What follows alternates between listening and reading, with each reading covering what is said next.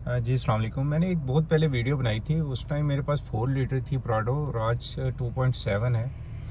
उससे मैंने कोशिश की थी कि 0 to 100 ट्राई किया था कि वो कितने में टच करती है, और आज 2.7 ऑफ कोर्स ये अंडर पावर होती है गाड़ी, लेकिन मैं फिर भी कोशिश करता हूँ कि देखते हैं कि ये 0 to 100 कितने में जाती है और इसका इंजन और 4 लीटर में कितना फ़र्क है। तो शुरू करते हैं। बिस्मिल्लाहिर्रहमानिर्रहीम। आप मीटर पे नज़र रखिएगा।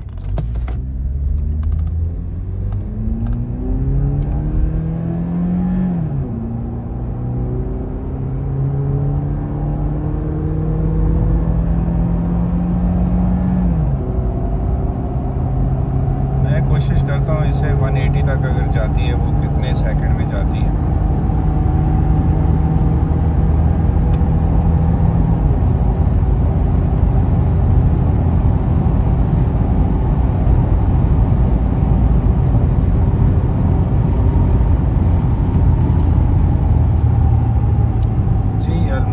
टच कर गई थी ये 180 को।